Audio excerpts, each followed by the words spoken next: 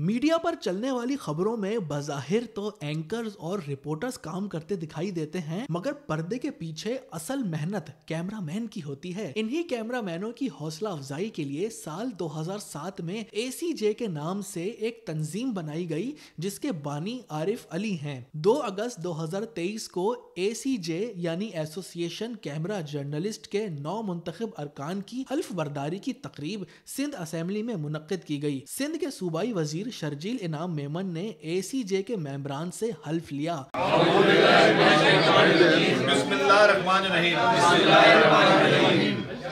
हम ये अहद करते हैं कि हम इस्लामी इक़्तिदार और नजरिया पाकिस्तान की रूह के मुताबिक ACJ के सदर अल्ताफ हुसैन, नायब सदर Imtiaz Ali, general secretary Mohammad Rehan, joint secretary Talha Bakhtiar और खजांची कामरान उद्दीन समेत दीगर गवर्निंग बॉडी के मेंबरान ने हल्फ उठाया। हल्फ के दौरान कैमरामैनों ने इस प्लेटफॉर्म के जरिए तंजीम के अरकान समेत दीगर साथियों की माली मदद और छोटे बड़े मसाइल को हल करने का अज़म किया। हल्फ बर्दारी हुई है तो इंशाल्लाह कोशिश ये है कि हम अपने जो कैमरामैन हजरात हैं या कैमरामैन दोस्त हैं उनके लिए अच्छा काम करेंगे और जो उनकी फैमिलीज़ के लिए काम करेंगे।